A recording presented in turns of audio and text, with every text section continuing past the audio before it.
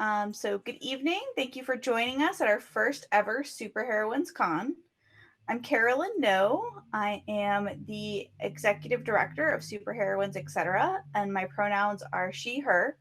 If you need me, you can ping me in the chat. For those who may not yet be familiar with who we are, Superheroines, etc. is a 501c3 nonprofit that fights for representation and inclusion in geek culture. We serve a growing community of women via monthly member-driven events that range from a graphic novel book club to our women's GMing cohort. If you would like to learn more, you can visit us at superheroinesetc.org or see us after the panel. We also encourage you to engage with us on social media by using the hashtag SheCon2020, and I'll also put that in the chat. As we begin, I invite you to join in acknowledging the land we occupy that sustains us. Every community owes its existence and vitality to generations from around the world who contributed their hopes, dreams, and energy to making the history that led to this moment. Some were brought here against their will, some were drawn to leave their distant homes in hope of a better life, and some have lived on this land for more generations than can be counted. Truth and acknowledgement are critical to building mutual respect and connection across all barriers of heritage and difference. We begin this effort to uncover what has been buried by acknowledging that we are not the first stewards of the lands we call home. Honoring previous tenders of the land and expressing gratitude for access to the land. Because of the virtual environment of this con, we are coming from all over the United States and are representing the traditional land of many people. I encourage you to go to nativeland.ca, and I'll put that in the chat too, to learn more about where you live, and you can share that in the comments later. We pay respects to their elders, past and present. Please take a moment to consider the many legacies of violence, displacement, migration, and settlement that brings us together here today. And please join us in uncovering such truths at any and all public events. Acknowledgement is the beginning, and after this event, we encourage you to learn more. Please mute your mics until the end of the presentation. During the event, you can ask questions in the chat, and someone will be monitoring them to make sure they are answered. At the end, you can unmute your mic to ask questions. If you need closed captions, Google Meet has a built-in feature. You can hover over your screen and choose the closed captions button. At this time, I'll turn it over to our presenters.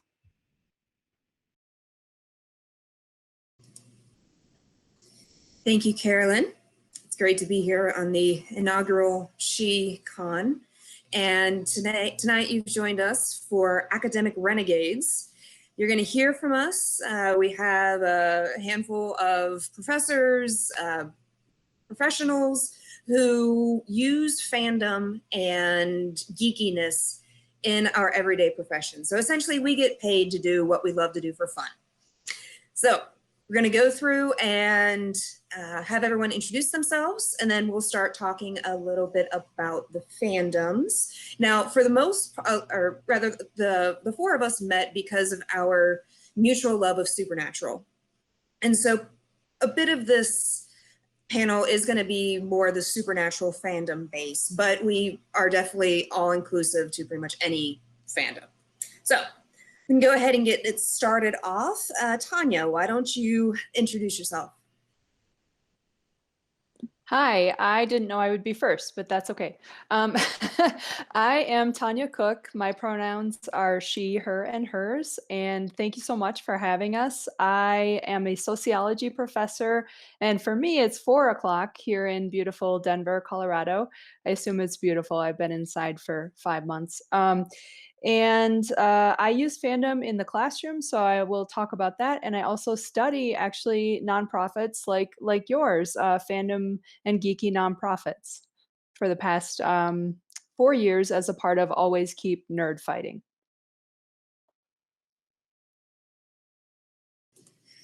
All right, and Dr. Bex.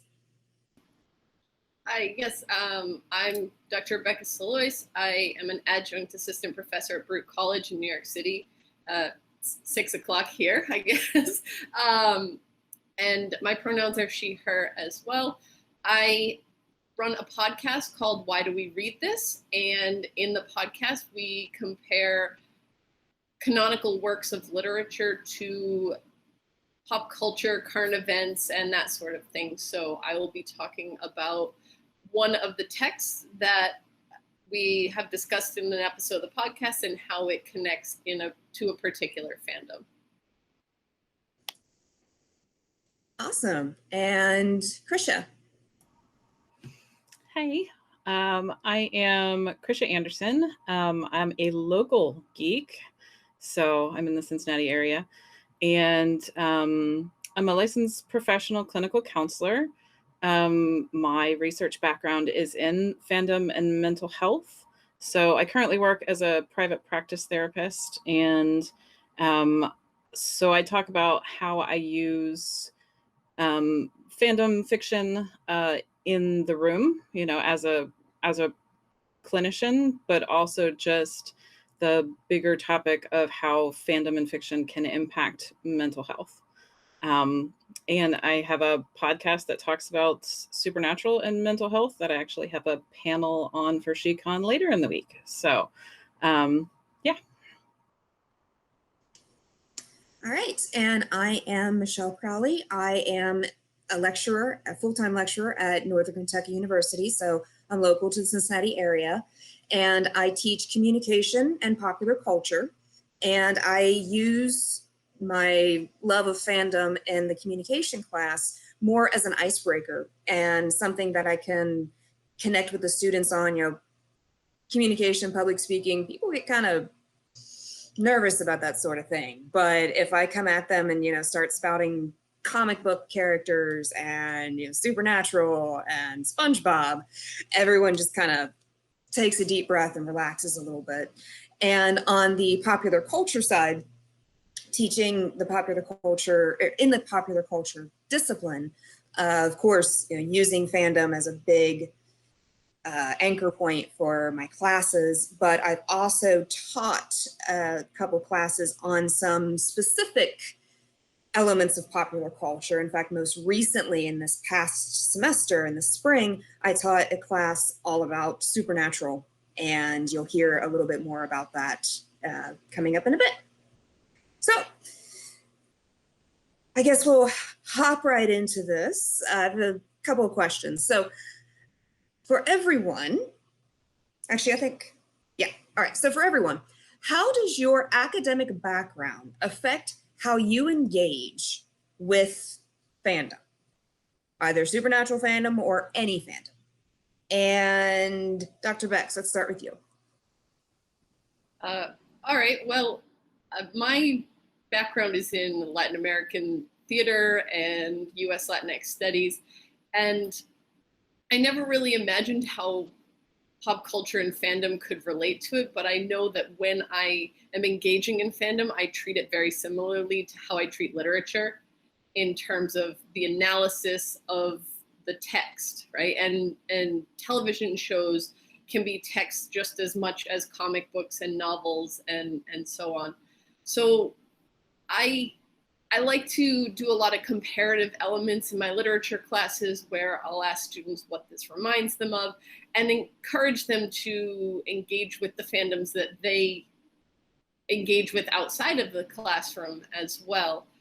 And then again, as I mentioned before, I incorporate that into the podcast that I run, using any excuse I can to talk about the fandoms that I'm interested in, specifically supernatural, but I do try and diversify it for the sake of my audience as well. And also when we're talking about fandoms, like I mentioned before, we're not just talking about geekiness. I mean, any element of popular culture can have a fandom, a following to it. Yeah, I actually talk to my students about that in particular, especially for those who think they're not a part of a fandom. I ask them if they have a favorite sports team or something along those lines, and show them how fandom for a sports team can be very similar and just as valid as fandom for some geeky culture as well, or vice versa, depending on which side you're on, I guess. Tanya, how about you? Yeah, I'm going to be annoying, and I'm going to answer your question in the reverse way. And I'm going to say, I think the way I'm going to phrase this is it's my geekiness that made me choose sociology as a discipline. I actually have always been a fan of science fiction and fantasy, and I realized that that's what attracted me to sociology in the first place was why are people the way that they are. And it's fascinating to me to look at science fiction and fantasy and how they will take, some dimension of society and turn the volume way up or way down on something and explore what that looks like. So to answer your question a little more specifically, though, I can't not watch something and see the sociology in it at this point. And I'm always looking at this concept of agency and structure, which we're very interested in sociology, which is how much free will do we really have? Basically, we're born into a social location. We have all these constraints from our culture, from our social identities, from how other people react to us. So I'm always looking at how that is explored. And, with the example of Supernatural, of course, their lives are literally being controlled by outside forces. And so you see that theme quite a bit. So that makes me really, on the one hand, personally fascinated with popular culture. But I also, as a professional ethnographer and sociologist, am fascinated with the communities or the fandoms built around various pop culture shows. And that's really what I've been spending a lot of time investigating, especially how those fandoms increasingly move into nonprofit and charitable work and who gets kind of acknowledged for that and who doesn't, and how that maps on to things like gender and race and ethnic identities. Awesome. And actually, I'll answer the question next because I'm going to have to copy off what Tanya said. The reason that I got into popular culture and communication is because of my fandom, and finally finding something that I guess I felt like I was allowed to be geeky over. It's like, well, of course, this is research. This is research. I guess I just kind of embraced my fandom more so when I could put a reason behind it. And coming from the communication side of things, where Tanya said with the sociology and not being able to see the sociological aspects, I cannot not see the communication aspect. So like in Supernatural, there's so many times when it's like, just talk to each other, just tell the truth. And so, yeah. And it's actually another interesting thing about my exploration into fandom is that when I was in graduate school, it never even crossed my mind that fandom studies was a thing. And it is, and it's been around since, the 1970s, 1980s. And it is a legitimate course of study. And I am so excited to hopefully be getting into a PhD program about it. So, yeah. And Krisha. Yeah, so as a mental health person, you want to talk about not being able to watch something without seeing the mental health aspects of it. Of course, for me, it's why don't they talk to each other? Instead, it's, can I just get Dean on my couch for just like a couple hours and let me do some family therapy and let me help everybody.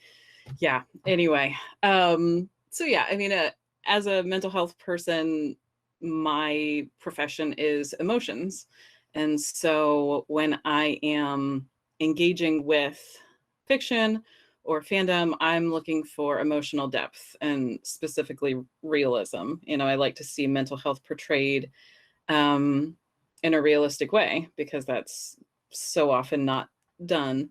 And then from a fandom perspective, I love fandom because I love that these communities will watch something and then it will spark conversation about real world issues, things that people are dealing with. And so as Tanya was saying, that it takes these situations and turns the volume up, that then sparks conversation for us to have reflection of ourselves and sit back and say, oh, well, what does that mean for me and my experience and you and your experience? And so I love engaging in fandom in that way, in watching, just watching people talk and connect about things that would be stigmatized or frowned upon to talk about sort of out in the big world. And so, and with mental health specifically, I feel like this community talks about it, right? We talk about mental health, and that in and of itself lessens the stigma, which I just really enjoy being a part of, both personally and professionally. And you're saying about the the language of emotions and whatnot. I think we'll start off with you, Krisha, for this next question. Can you explain that a little bit? So how do you use fandom in order to get these expressions out of people and, live your daily life, do your daily work with fandom? Gosh, so many ways. So you were talking about how you use fandom as kind of an icebreaker. I definitely do that when we're talking about being in the room with a client. So from that perspective, a lot of times people may not be ready to talk about their own deep, dark stuff yet. Therapy can be something that you work up to. And so if someone's not ready to talk about their own stuff, they might be ready to talk about a character or a story or something like that that resonates with them. And so we can spend time talking about that. And so what is it about the story that you love? What is it about this story that resonates with you? What is it about this community that resonates with you? And that gives us a way to connect. It gives us a language of understanding, and it can start that process of opening up, right? Because eventually when we're talking about a character that you love or a story that you love, we're going to get to why that is and what it means to your personal experience. So I certainly use it in that way. It can also be just a way to put language to things that might otherwise be difficult. So, if someone is trying to explain to me something that they're feeling or something that they're experiencing, but they can't quite get the language around it, they can be like, do you remember that time that Thor did that thing?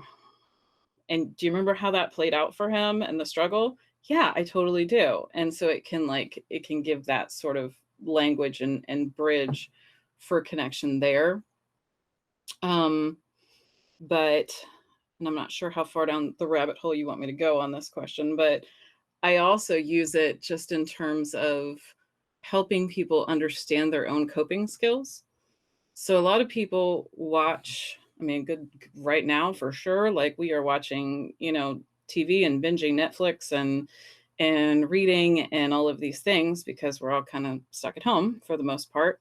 And I think a lot of people see that as a bad thing, right? So I'm just going to escape into my TV and it's just mindless. Because I don't know about y'all, but that's what my parents told me, is that watching TV was going to mush your brain.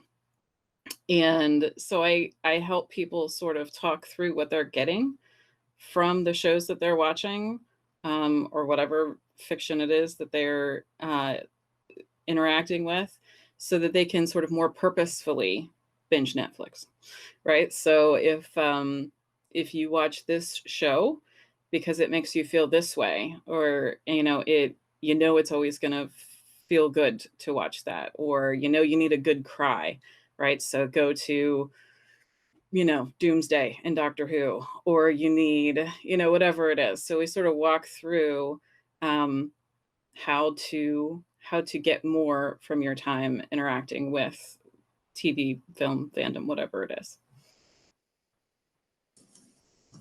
Very cool. Yeah, definitely getting, not viewing television or movies as a waste of time, because it's how we tell our story. It's how we tell our story to each other. It's how we tell our story to the world. And if we can see that story reflected back at us, it's definitely one of those things where you kind of start to think about things differently. Tanya, how about you? How do you use your love of fandom in your work? Yeah, thank you. So I have the research project, as I mentioned, with Kayla Joseph, Always Keep Nerd Fighting, where we interview fans and look at fandom-based charity work and activism, and increasingly how that's turning into a social movement. So that you can see that much more in the last few months. Examples I would cite would be the Granger Leadership Academy, run by the Harry Potter Alliance, not any affiliation with the person who we will not talk about, unless you want me to get real mad and rant for an hour. They actually train young people to be activists, and they are fantastic. And I was, very fortunate to take my daughter a couple of years ago to their event. And then even things we're looking into lately are the K-pop fandom, especially BTS Army, and how they matched $1 million donation for Black Lives Matter. I know K-pop is not perfect. I know they have issues, but we're looking at that in all the complexity. But I also want to talk about the classroom, because I think hopefully this is fun for folks to think about how it could be used in higher ed. So I teach introductory level sociology at a community college, and I'm fortunate to have the best students in the world at the Community College of Aurora, and they didn't pay me to say that. I really, really, really think that. And I'm fortunate to teach smaller class sizes, not more than 30. So I was thinking to myself, I'm in my 40s. I have 3 kids. I'm from the Midwest. I can't assume we have shared cultural backgrounds. So how can I sort of talk to students? And pop culture is a way to do that. And I don't mean I'm coming in trying to be the cool professor. It's more, how can I use fan practices to have students express their creativity and their mastery of different topics and engage in the content in a way that is fun and creative and different? How can I assess that? So examples are, I have students read some excerpts of comics and apply sociological concepts that they're trying to learn, and then pull examples out of those comics to illustrate that. And that's kind of long-winded. And then I've been experimenting with this homework assignment called the Black Panther homework. And what I do for that is, and I'm happy to share the link if folks are interested, I give students inputs. So they pick a topic or a theme, and then they pick an output or a way to express that. Examples of inputs, and they just have to watch the movie. They don't have to find all the comics because that might be too much. Examples of inputs are things like, how is feminism in Wakanda different than feminism in other parts of the world, specifically the US? Or how is T'Challa a great example of non-toxic masculinity? Why is Killmonger an excellent, really complex, layered villain? And how can you show sociological concepts of deviance through his story? Outputs are things like, write me a fan fiction, rated PG-13 or lower. Write me a fan fiction, to express one of those ideas. Make a fan video, right? Fan bidding. Create a collage, an identity collage for a specific person, or draw a comic panel, a couple of, like a page, 4 panels of a little part of the story we didn't see in the movie. And I've gotten just some fantastic products from students, and it's so much fun, frankly, to grade, but it's just refreshing because it's a different way to assess learning that isn't writing a term paper. I mean, they still have to write a term paper, but it's, just another way to kind of get that creativity going, and being able to see why sociology matters for their life. If they can apply it to this, they can apply it to something in their life as well. That's great. I wrote a note down. I'm gonna get on you for those input-output assignments. I think that sounds fun. And Dr. Rex. All right. Well, so in terms of my research, I said I generally have looked at theater, but theater is a visual literature, and so I started thinking about how I can expand my research into other visual literatures that blend my research interest in the Latinx community with my fandom. And so I'm currently working on an article that deals with identity representation in One Day at a Time. because I have watched that show 3 times through every episode and probably 4 or 5 times a few select episodes. When it comes to my class, I'd have to agree with Tanya with this idea of having the students make connections to things in their own lives. And I teach literature, oftentimes ancient literature, or like, you know, most of the literature I teach is before the 20th century, to business students. It's a course they have to take. So how do I engage them in this without, I have no knowledge about the business world, so I can't come at it from that angle. If I look at it through the lens of pop culture, they can connect. They might not have all the same fandoms, but you know, we've made connections between anime and the Bhagavad Gita. You know, how do we take a text that was written so long ago it's a poetic form and all this, and have them kind of get it, you know, dig into it a little bit deeper. One of my favorite parallels to make is with the Ibsen play Hedda Gabler. And we draw parallels between Hedda Gabler's behaviors and Regina George from Mean Girls. Why are they the way they are? You know, what society are they in? What expectations do they think that the world has for them? And how do they react to that?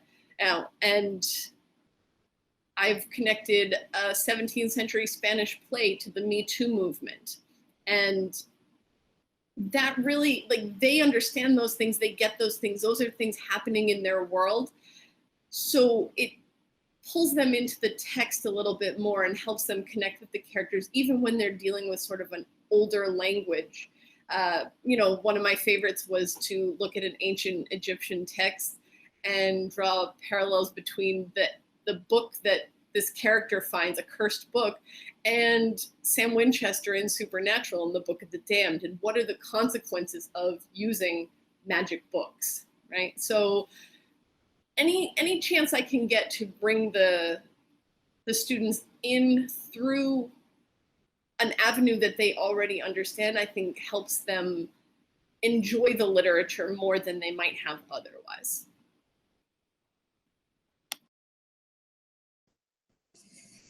And, you know, going off of that, I do something similar in my classes as well, because I will, especially in popular culture, we talk about, you know, the state of the world, what's going on, and how that influences what we see. So, you know, there are different eras throughout history. There's the pre-war, World War II, post-war.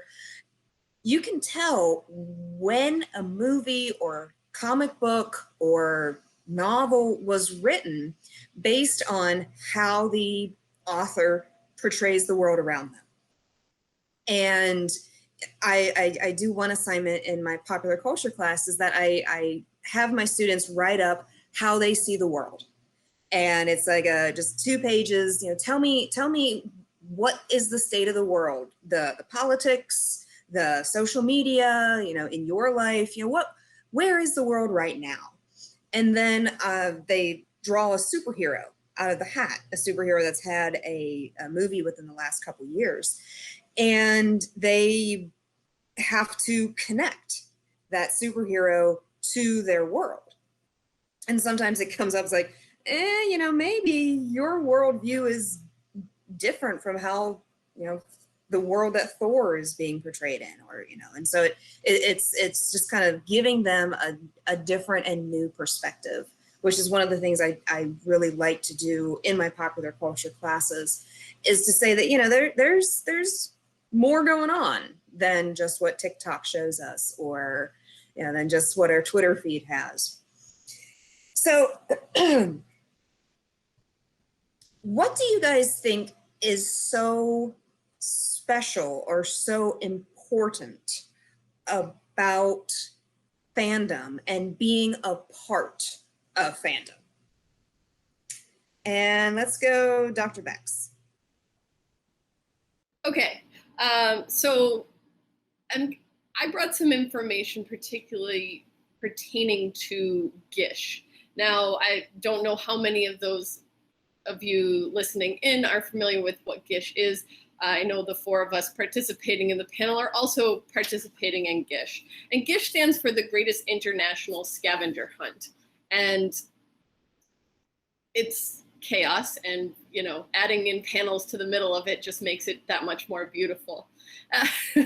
But according to the website, just to give you a little background, it's the Guinness World Record-breaking experience designed to bring out the weird, creative, and adventurous sides of people while doing good. GISH combines creativity, art, mystery, adventure, puzzles, cosplay, out-of-the-box thinking, and kindness for a week unlike anything else, as winners compete for a fabulous grand prize. Or just have fun, because that's our team is just for fun.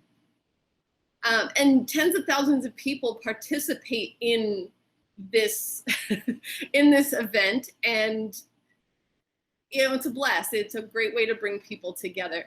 So I wanted to mention some insights I had relating to GISH last year, and one of the works of literature that I teach, and that is called The Scholar's Guide, and it's by an 11th century Iberian author, Petrus Alfonsi, and basically it's a dialogue between a father and a son, and it's a collection of all these short tales, parables, anecdotes, and moral lessons type thing.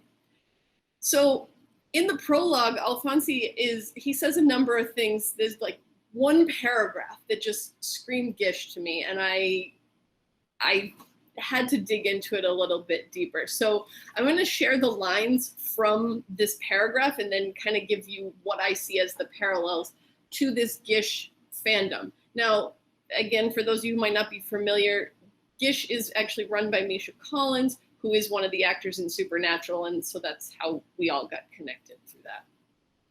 So the first line of the prologue says, "I've observed that the temperament of man is delicate. It must be instructed by being led, as it were, little by little, so that it will not become bored." Basically, Alfonsi's saying, we're weak, lazy, moody. We don't always take time to learn things on our own. We need guidance. We like to be entertained, and we can still learn while we're being entertained. Don't throw it all at us at once. Okay, Misha doesn't do a good job with that. He does throw it all at us at once. But there are different ways in which we can learn this material. So with GISH, it encourages people to step outside of their comfort zone, but supplies them with other items and tasks to do that they may be comfortable with, that people of varying abilities and skill levels can enjoy and do with ease. So the hunt is kind of a bit of a free-for-all, but they do have Q&A sessions in advance, and there are communities online where we engage with one another to help one another through this whole process. So little by little, piece by piece, and we take it one GISH item at a time. The next line says, "I'm mindful of its hardness, which must to some extent be softened and sweetened so that it may retain what it learns with greater facility, remembering that, as it is forgetful, it needs many things to help it remember what it tends to forget." I take this as a nice way of saying we're stubborn and set in our ways. Repetition is helpful, but also approaching lessons from different angles and different directions works. Butter us up, make us want to learn so that the journey is as enjoyable as the end result. And in GISH, I think a lot of the items sort of drive home this similar message. It's usually a message of kindness. Again, it allows different teammates to participate and do things that they're comfortable with, and encourages them to push beyond their comfort zones. I mean, they support messages in GISH like do good in the world and death to normalcy, right? Be weird. Being weird is good.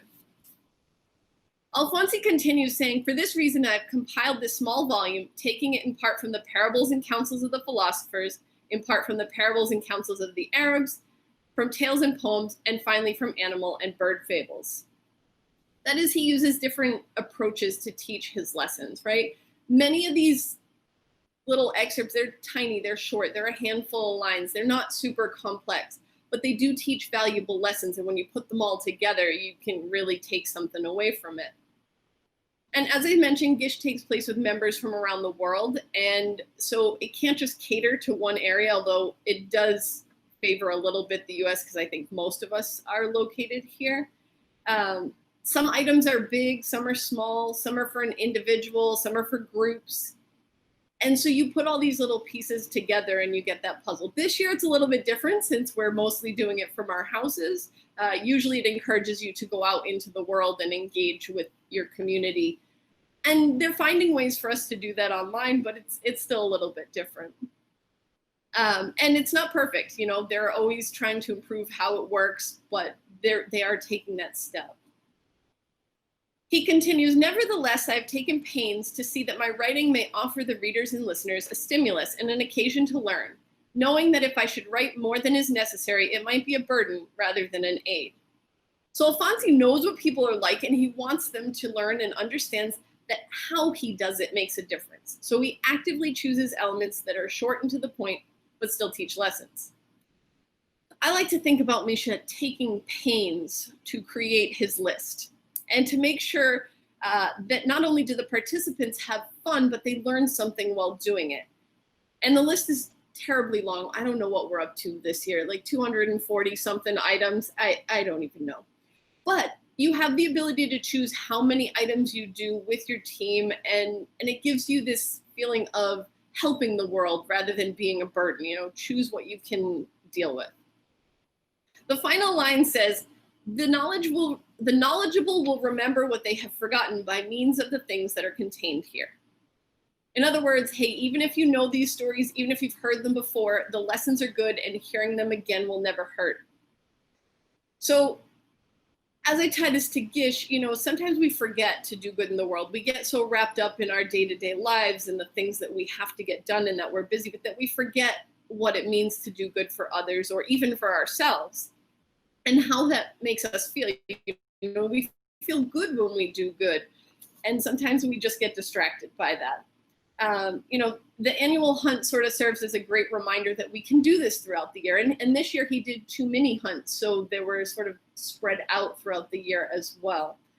It gives you this feeling of, you know, oh yeah, it feels good to do good and be creative. But there's also the, damn it, Misha sentiment that comes behind it as well.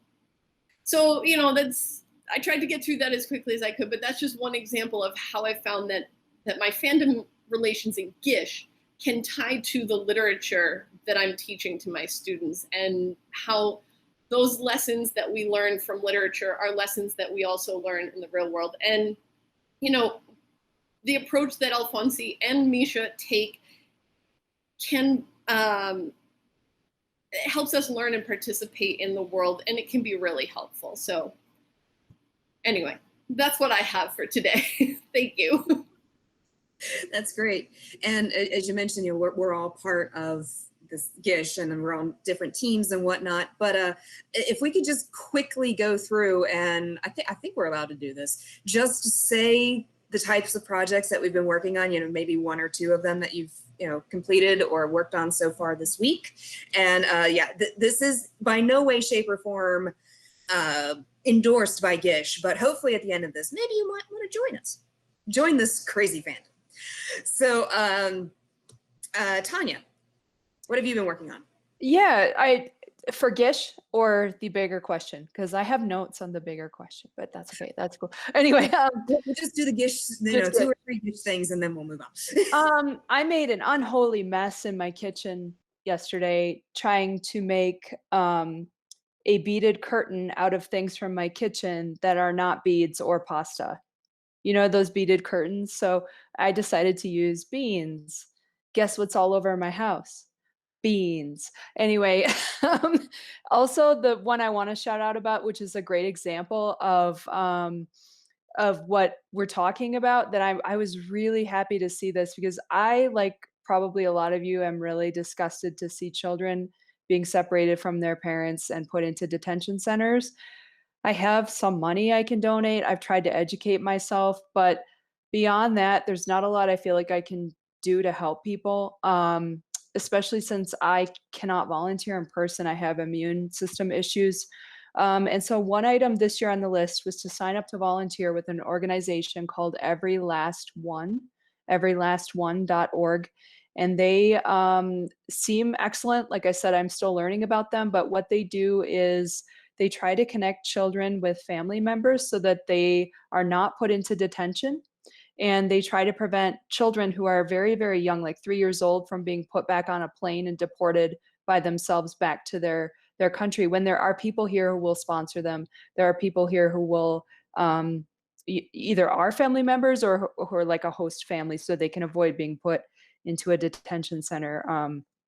So yeah, they seem excellent, and I'm really happy that I was able to sign up. And I don't know yet what my role will be, but they were looking for volunteers that included some skill sets I hope to contribute. So that was an item. I've also done things in the past, like renew my CPR certification, things like that.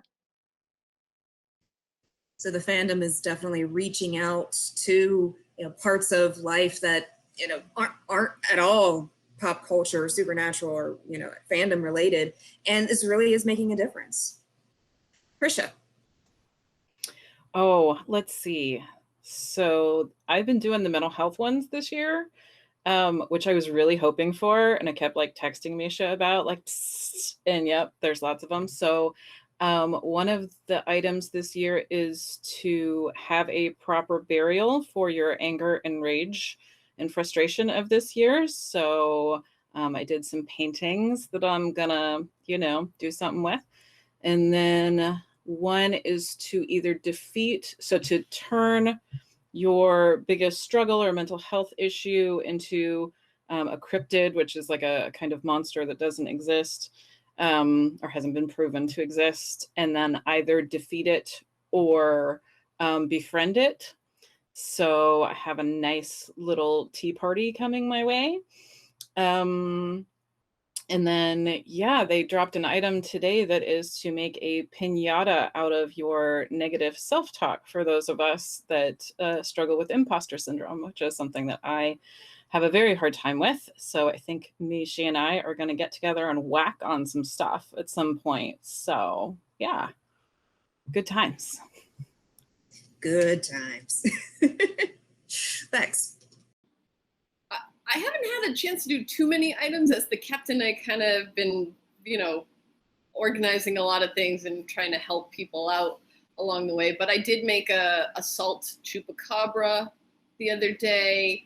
And I am going to, after this, be working on a stop motion trailer for the finale of Supernatural. But we're also working on an item where we're raising money, and all we're asking is for people to donate $1 to supply nets for areas that have malaria issues and with the mosquitoes. So they're mosquito nets to put over the beds. And with $10 total, we can donate 2 nets. So, small items like that, they're not asking people to donate hundreds or thousands of dollars, but in the end, we do end up raising hundreds and thousands of dollars because there's so many of us doing it. And also just through registration, the entire group has donated over 1 million meals to students that have been affected by being out of school because of COVID-19. And some of the things that I'm working on, always on my team, we break it up into where our strengths are. And because I live on 5 acres of woods, I was given all the kind of woodsy ones and whatnot. So one of my things is to build a Burning Man. And then, kind of like with the, build the cryptid and, give it a burial or something like that. I'm going to do something along those lines. And another thing that we're doing for the bigger picture is that we're encouraging people to register to vote. So it's reaching out into our community, into our circle of friends and saying, hey, if you're not registered to vote, would you mind registering to vote? And just send me a picture that says, them holding up a sign that says, I get registered, and just, bringing more awareness and bringing more people into the importance of voting, especially here in American culture. And I know we're getting close on time, and Carolyn just left. Whitney, are you there? I am. She just jumped to start her event, which starts at 7. Gotcha. So how much time do we have? The next event starts at 7. You are more than welcome to go beyond that, but you might also have people that wanted to be in this one and the next one. So if you guys do go over, that's not a problem, but you might have people drop in the meantime. Okay. Let's see. Hopefully we can get this wrapped up by about 7:15. Unless everybody leaves and then we're like, all right, bye.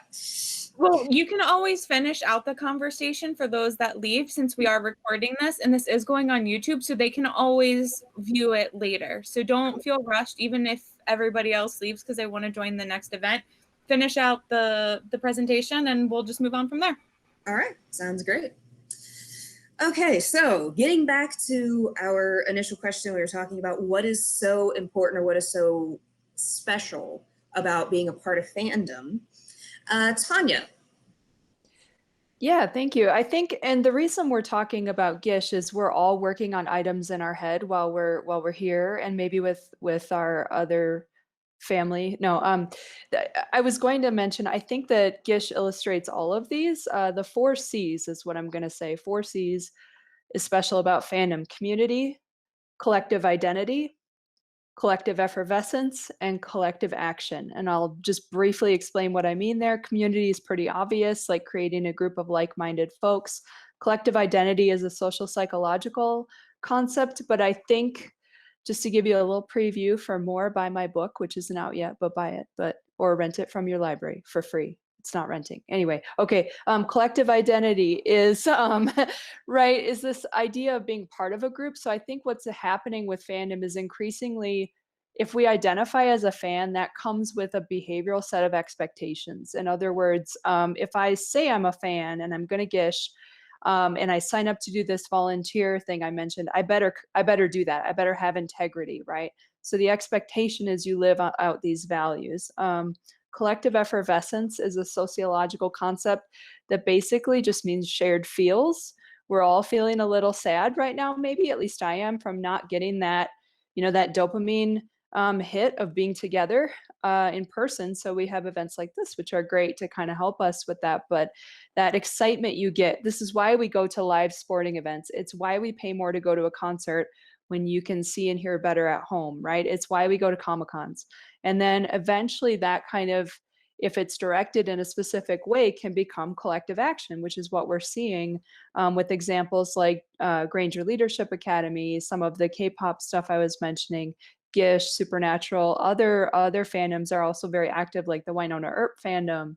And they're kind of putting that back into their community and benefiting folks that are not part of the fandom. I think that's what's really setting this apart as a social movement beyond fan to fan support, which is excellent, but it's taking that next step.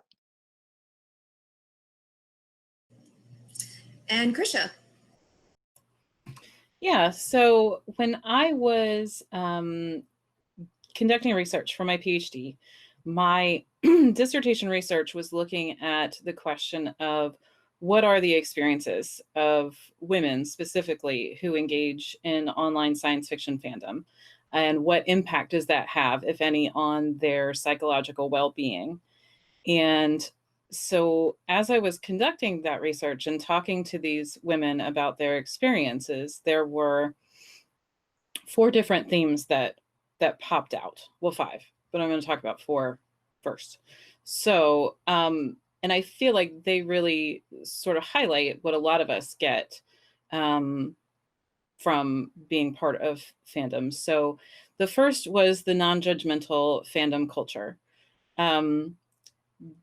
In the fandom realm, we don't just accept weirdness, we celebrate it. And I think that Gish is certainly the prime example of that, right? Encouraging the weird because it's fun. So that brings a lot of people to fandom and helps people find their place here. Oh, thanks, Brian. The other thing is relationships. People bond with other people through shared love of a certain thing, right? And so people have been doing that with sports since the dawn of time, right? So, all of my dad's friends are all Ohio State fans because that's just, that's just how it goes.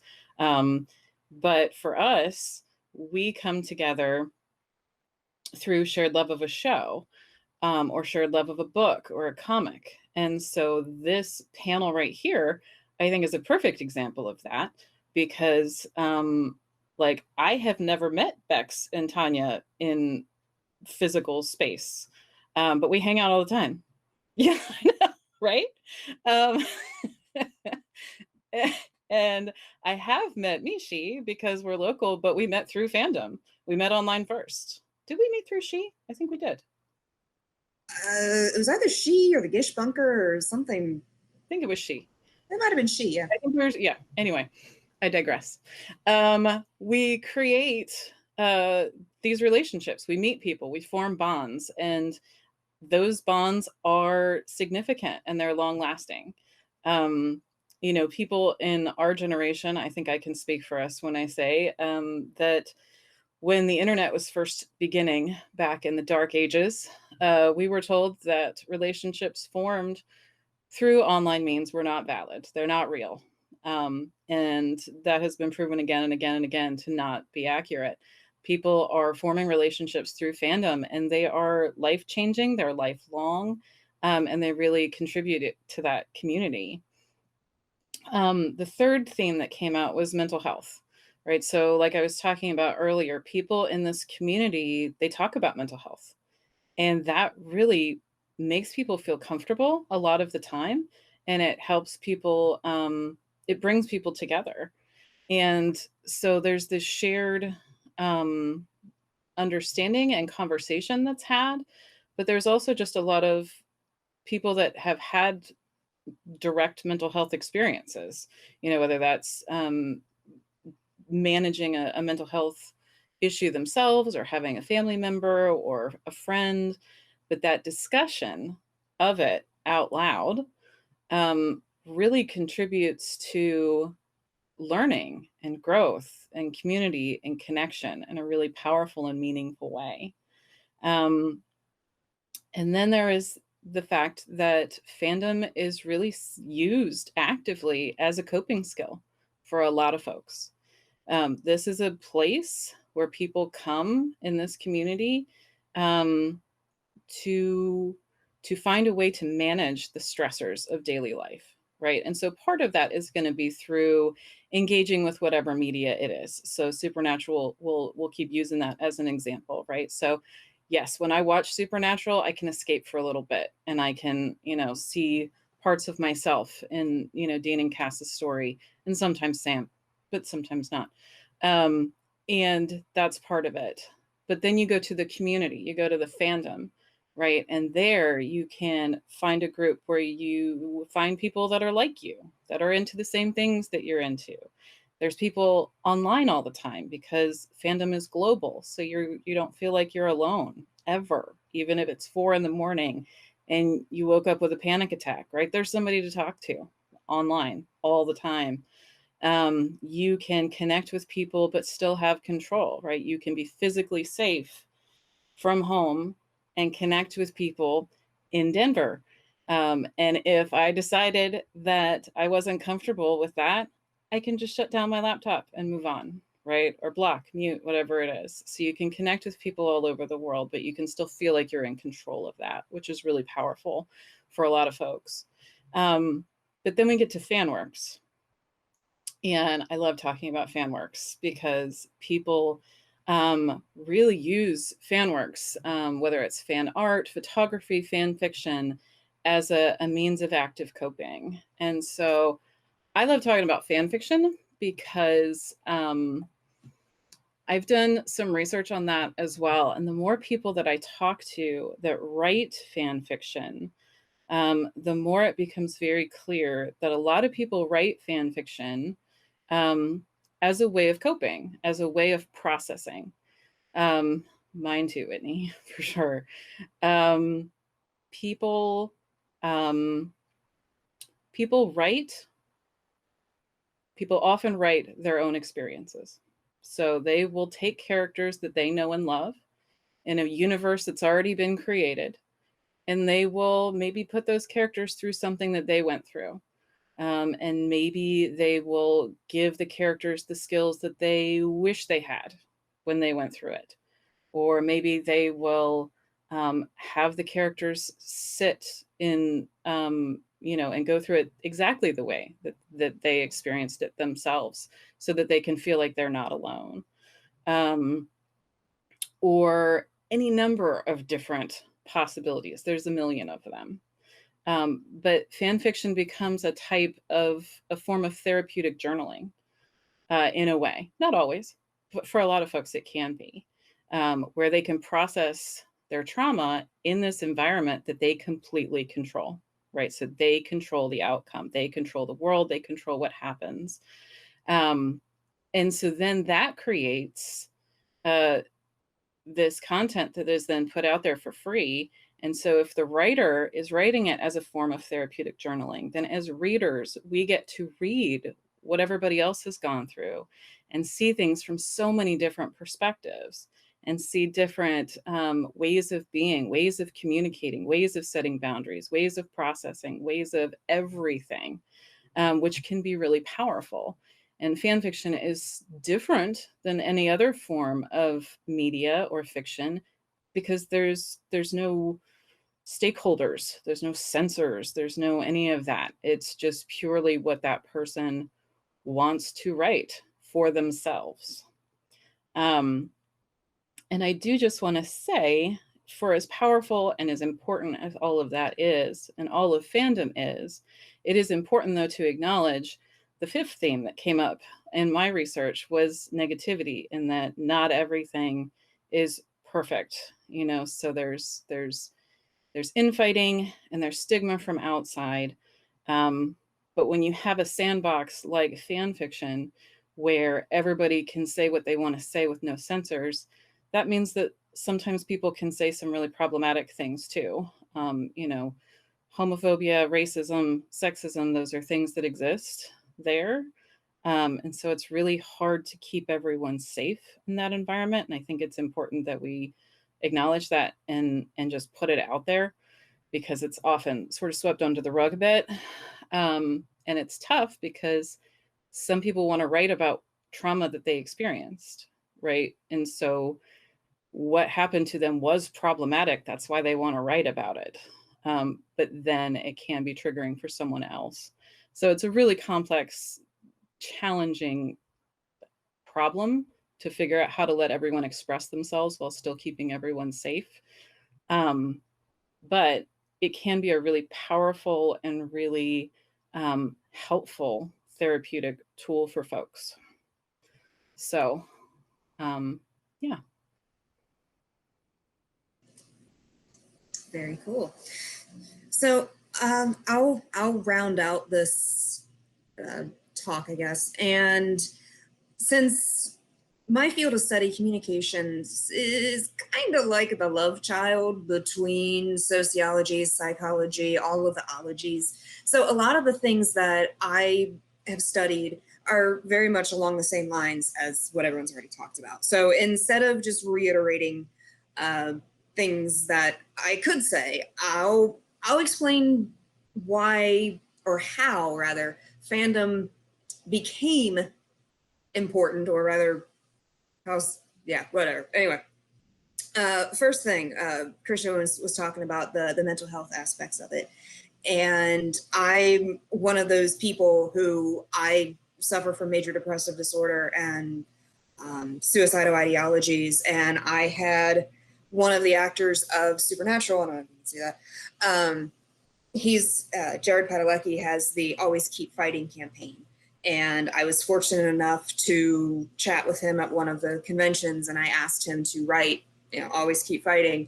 And he did, which is kind of rare. So I told him, I said, I want to get this tattooed. And there are times where it's like, what keeps me going in the day? Well, somebody that I don't really even know wants me to keep going.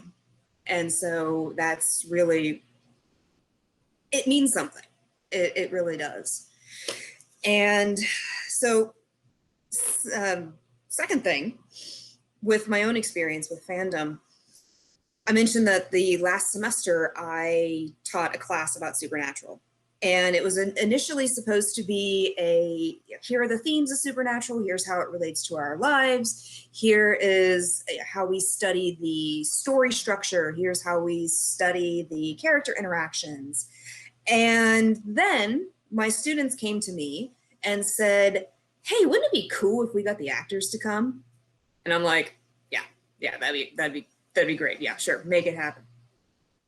Yeah, so I underestimated just how involved the supernatural actors and everyone was with their fans through Twitter. And so within 2 hours of me posing it to my class and saying, yeah, sure, whatever, I was talking to Kim Rhodes, who plays Sheriff Jody Mills on the show. And a week later, she's Skyped at the time. Yes, she's an absolute BA in the show. One of the only surviving women and fantastic characters. So yeah, she Skyped in, and then it got the bug, I guess. My students were caught onto it. So then they started reaching out to everybody else, and by everybody else, I mean everybody else. And actually, Krisha was one of my guest speakers as well.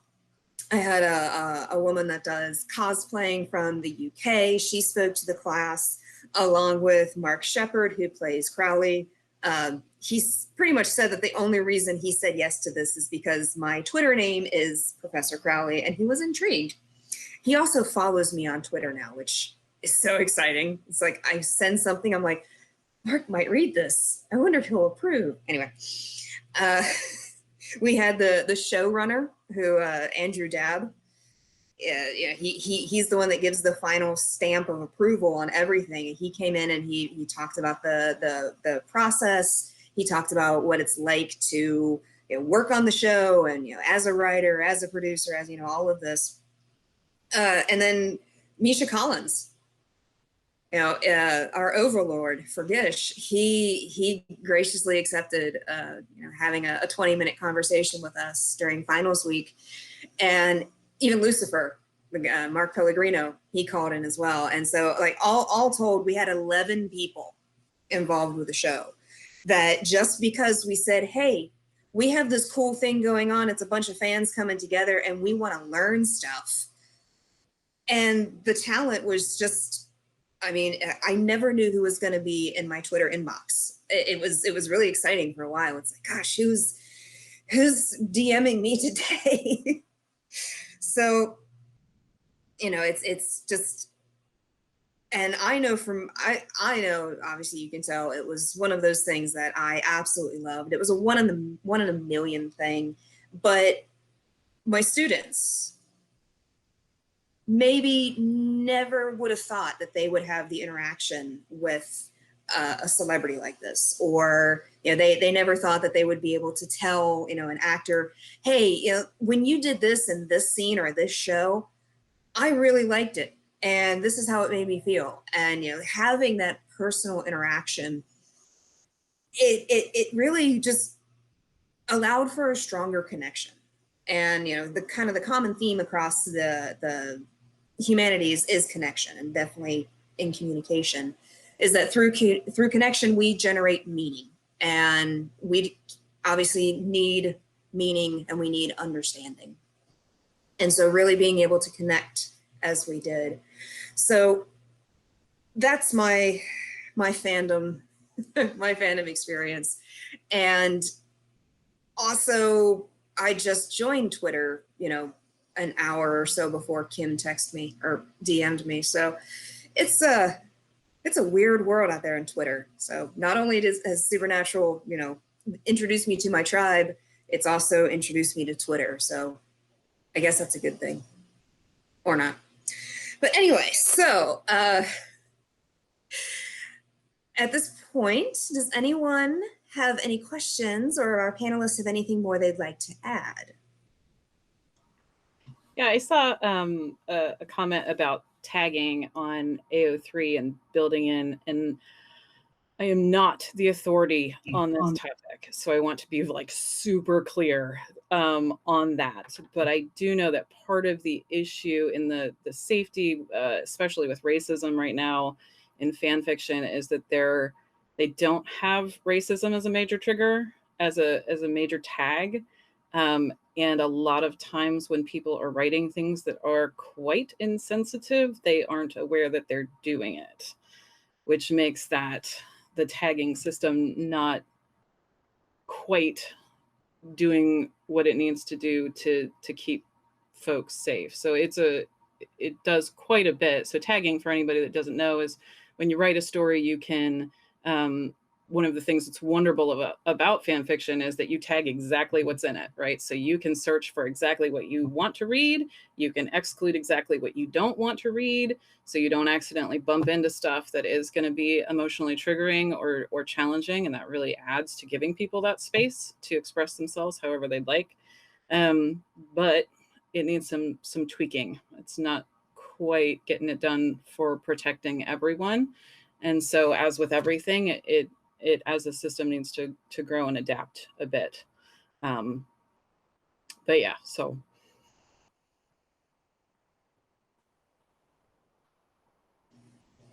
Anyone else? All right. Well, go ahead and wrap this up. So thank you guys for joining us for Academic Renegades.